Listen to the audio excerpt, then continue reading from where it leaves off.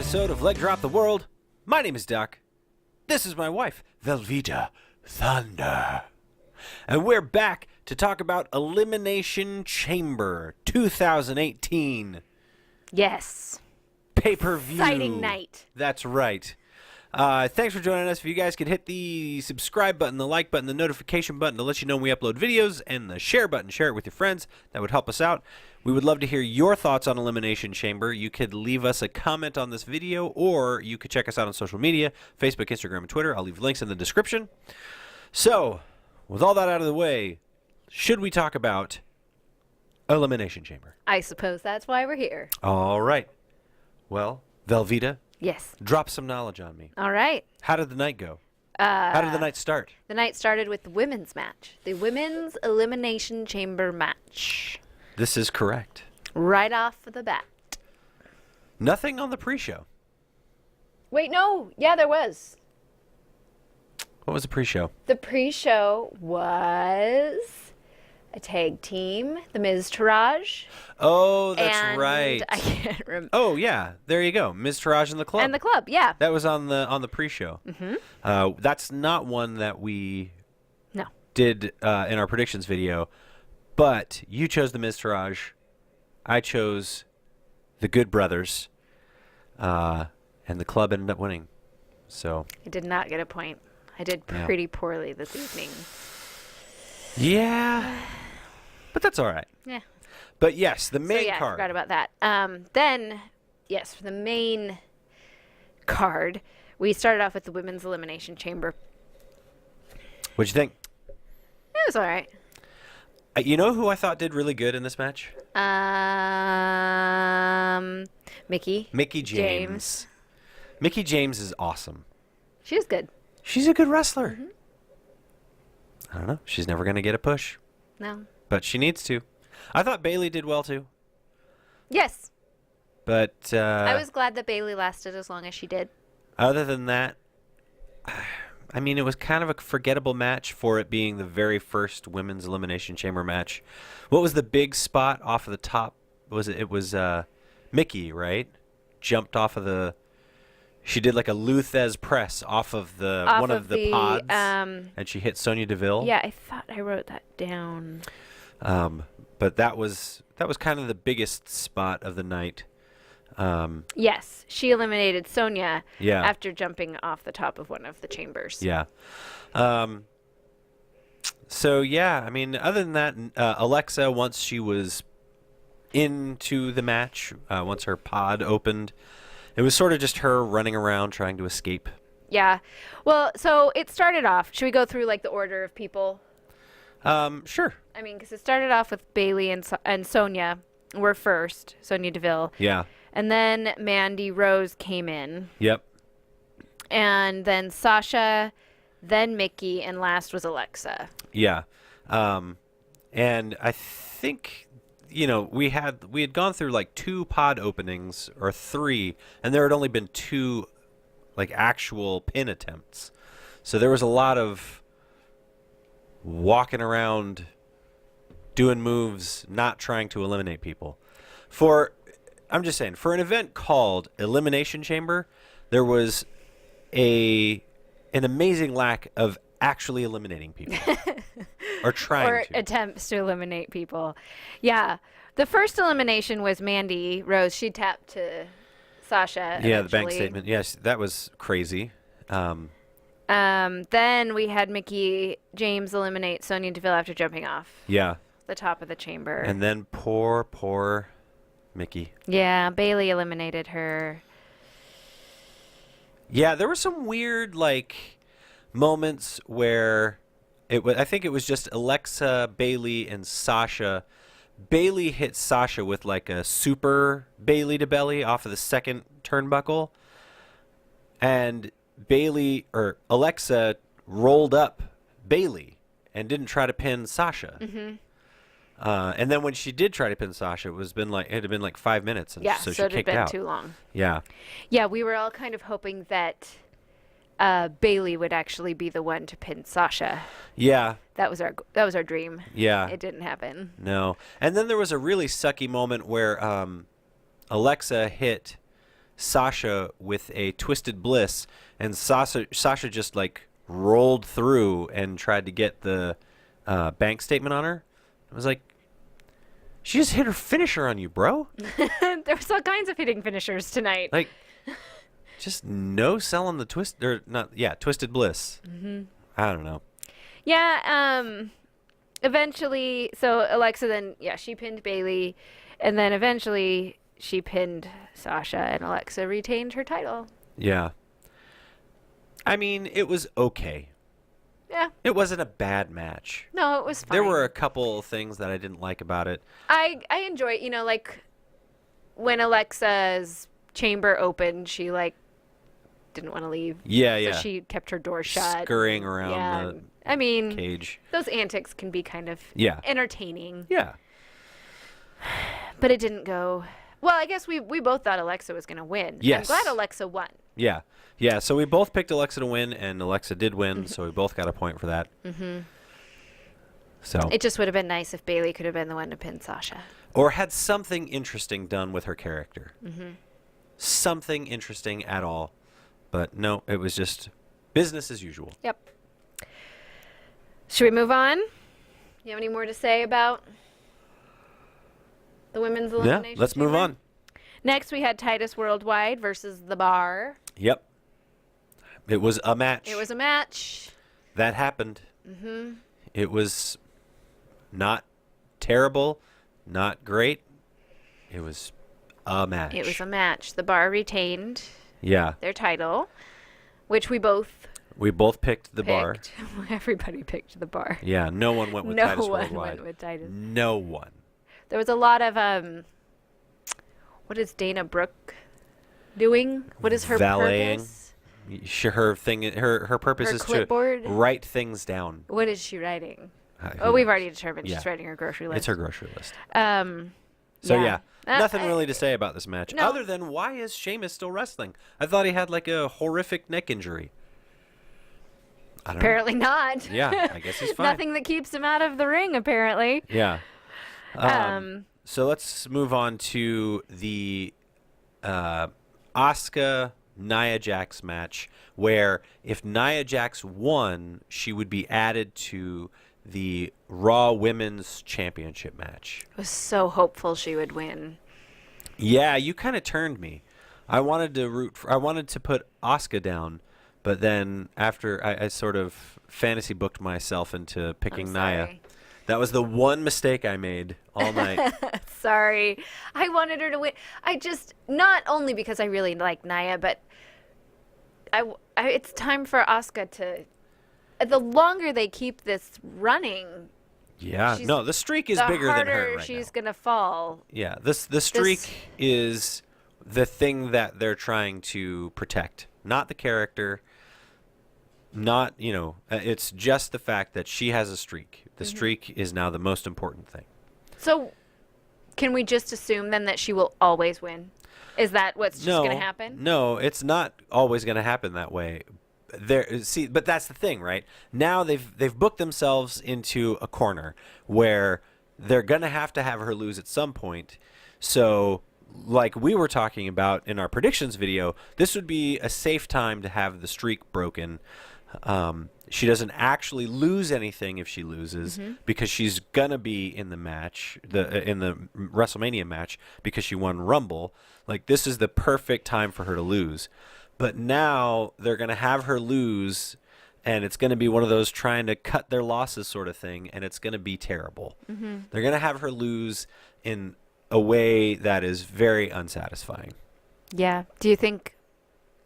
I mean, you think she's going to win at WrestleMania? I would be surprised if she doesn't.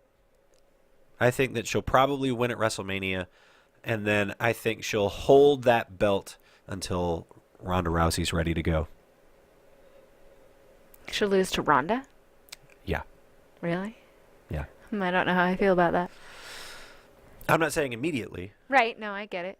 We'll see. She'll have a title reign, but I think Ronda Rousey, if she is good, will probably take it. Yeah, she actually may be the only one she could lose to. Legitimately. Yeah. Yeah, I was super disappointed, but Yeah. I mean, the match was fine. Yeah. And Yeah. then It was all right. she got pinned. Nia Yeah. got pinned. So At then, one point, Nia had Asuka up in like a vertical suplex position, and we had gone to the live show, the WWE live show, and they had Asuka versus Nia. And at that show, they did the same spot. She had her up, oh yeah. but instead of actually like Nia going down, she just sort of tossed Asuka down. But tonight, she was holding her up in that suplex position and then came down on top of her. I was And just waiting for Asuka's insides to come out. that looked brutal. That looked brutal. But other than that, it was kind of a run-of-the-mill match. It was all right. Yeah, it was fine. Just disappointed. We have Bray versus Matt Hardy next. Bray versus Matt Hardy. I chose Matt Hardy. I chose Bray. Bray. I was the only one that chose Bray. This was another one that was just a match. There wasn't anything. They didn't do anything special. I was hoping Brother Nero would come out. I guess maybe Jeff Hardy's not ready to go. But yeah, there was nothing supernatural, no gimmicks, nothing like that. It was just a match. 5 minutes a match, and then Matt Hardy wins clean with a twist of fate. Which is funny because he can apparently hardly walk. Dude, that guy went to run, and it was like, ooh, buddy, that looks bad. I don't think he can bend his knees. Yeah, he does walk very stiff-legged. He's like the opposite of Kurt Angle, who can only bend his knees. Kurt Angle can't straighten his knees out. So, anyways, yeah, there's nothing really to say. I don't know where this feud is going. I don't know if it has legs. I mean, they're just sort of 50-50 booking at this point. Bray wins one, Matt wins one. Bray wins one, Matt wins one. And we're not really any better for it. Yeah. So what did you think about the contract signing that came next? Okay. All right. Let's get cozy here while we get into this. Here's what I'm going to say. When she started talking, she being Ronda Rousey, it was cringy. Very cringy. Mostly because, and it wasn't cringy in like a, I don't know. It was, you could just tell that she was nervous. So nervous. Talking in front, but this was probably the first time she's had to perform in this way in front of thousands of people. So yeah, the talking was bad. I thought the rest of it was actually pretty well done. Kurt Angle essentially says, hey, Ronda, because Ronda is about to sign the contract. They're talking her up, pushing her to the moon. Stephanie and Triple H are just saying how amazing she is. Yeah. And then as Ronda's going to sign, she stops for a second because Triple H is talking to Kurt Angle. And so she stops and she looks over and she picks up the mic and she says, Kurt, do you have something to say? And that's when Kurt Angle spills the beans. And he's saying that it's been, he heard Triple H say that it's been 3 years coming, but now they own her. And that Stephanie had said that she could beat her or something like that. And so that part I actually thought was pretty interesting.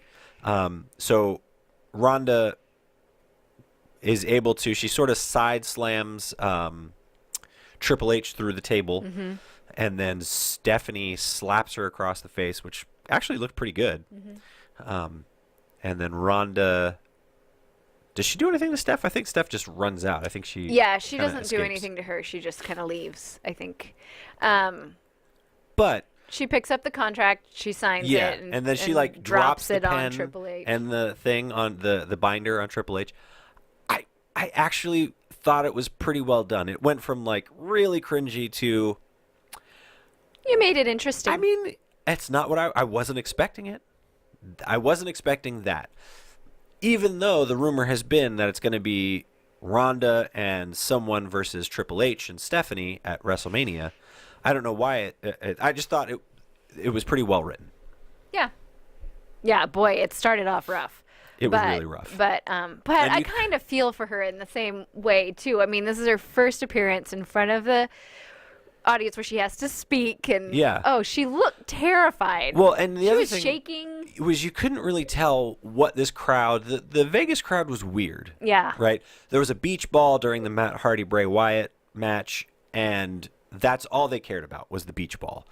And then they were cheering Triple H when they came out, and then they were booing him when he was talking, and then they kind of booed Ronda when she came out, and then they were cheering her. Yeah. Like it was a kind of bipolar crowd. It was. So I would be a little nervous too if I was like, are they going to like this next thing I'm going to say? I don't know. Especially because she's coming in under such different circumstances as everybody else. Yeah. She's not going through the proper channels to Yeah. get there. And so it really could go. People's response to her could go. Yeah. I mean, I know Either that she way. has her detractors. The only thing that I'll say is that I understand why the WWE would take a chance like this. Yeah, totally. Right? I mean, Ronda Rousey has solid numbers when it comes to selling pay-per-views in the UFC. Right? She's not fighting. Why not take a chance and try to sign her? I mean, hopefully it brings eyeballs. Hopefully it brings interest. And if that is what ends up happening, that's good. Mission accomplished. Yeah, I mean it totally makes sense. I don't Yeah. have a beef with it, Yeah. I don't either. but I know that some people do. Yeah. So yeah, the signing was interesting. After that, we just move into the men's elimination chamber. Yeah, main to event. wrap up the night. It started with Seth Rollins, Finn Balor, and The Miz Triple threat. in the Ish. ring. There was a really cool moment where, in the very beginning, where the Miz looks at Seth Rollins and he points to the two of them, and then he points at Finn Balor, and Seth is like, "What? No." And so they kind of move around a little bit, and then the Miz stops and he looks at Finn Balor and he goes like this. He motions at the two of them, and then he points at Seth Rollins, and Finn's like, "No." And of course, the crowd is reacting to this. And then they go around a little bit, and then Finn Balor and Seth Rollins stop, and Seth Rollins goes, "Hey," he motions to the two of them and points at the Miz, and that's when it happens. It was kind of a fun opening. Yeah, I like it when there's antics in the match like that, just that make it fun and funny. Especially with someone like the Miz. Yeah, he can do that. There was also a point during the match where I think they were all in. Was it Elias? He went around to every. Yep. They were all laying in a big circle, except for Braun, who was outside the ring. The other guys were laying in a big circle. He went round and tried to pin all of them, and they all kicked out. Yeah. And then every single one of them also did their finisher to Braun. Yeah. And Yeah. No, it was really cool. I mean, I thought this match was kind of fun. yeah, it was entertaining. I like that sort of thing. This is where we should probably talk about who we picked to win. You picked Seth Rollins. Seth. I picked Roman Reigns. And you got a point. So as the match wore on, it was kind of a long match. It was. It was like, I don't know if they were supposed to try to end at 8, but I mean, the match went like 20 minutes over time, 20, 25 minutes, something like that. Yeah, it wasn't over till almost 8:30. And so as the match wore on, it started to become more and more apparent that, to me, that Roman Reigns was going to win. Yeah. The final three were Braun Strowman, Seth Rollins, and Roman Reigns. I was so holding out hope. Braun Strowman, I think, eliminated Seth Rollins. Braun Strowman eliminated everybody except Roman. That's right. Yeah. He eliminated The Miz, and then Elias, and then Cena, and then Finn, and then Seth. Yeah. And then he got eliminated by Roman. Yeah. So, yeah, that was, once it came down to Braun and Roman, I know that I picked Roman, and I kind of wanted a point, but the other part of me was like, I will totally not take a point if Braun Strowman can win right now. Because, oh, man, it was such a bummer. Mm-hmm. I mean, I don't really know why. I just... Because Roman is boring. And I don't know. Yeah, he is. It's just, I mean, he's a good wrestler. He's a good wrestler, but He's just not a great character. Braun Strowman is heads and shoulders, I mean, physically, absolutely he is, but as a wrestling character and like a fully developed wrestling character, he stands head and shoulders above Roman Reigns. And I think most people on the roster do. Even Jason Jordan has a more defined character than Roman Reigns. Roman Reigns' character is he wins stuff. yeah. And he has that look. I'm Roman. I can roar. So, anyways, yeah, there's a finishing sequence. Braun gets like 5 Superman punches. I think it's more like 3. And then a spear. It was the spear. The second spear. 2 spears. And then he puts Braun away. pinned him. So, there we go. A year's worth of speculation. Will they, won't they? Finally answered. Brock Lesnar and Roman Reigns in the main event of WrestleMania. There you go. Really not a big surprise at this point. I was hoping something would be different than what we expected. Yeah. So much so that I voted for someone else. Yeah. So there you go. Yep. That was that's Elimination Chamber. What are you going to give it as a show? 1 to 10? 5. I'm going to give it a 6. Okay. I thought it was pretty good. Good. I liked the men's match. I like the little silly things they do. Yeah. The things that kind of make you laugh. Yeah. I wasn't impressed with the women so much, and I don't know. I just found it to be average. Yeah. So, all right. Well, there you go, guys. Another pay-per-view in the books. Again, we would love to hear your thoughts. Please leave us a comment on this video. Check us out on social media. If you guys could take a minute and help us out, hit the like button, subscribe button, hit the notification button to let you know when we upload videos, and hit the share button. Share it with your friends. So, yeah, unless you have anything else. All right. I don't think so. Well, thanks for joining us, guys. We will see you next week.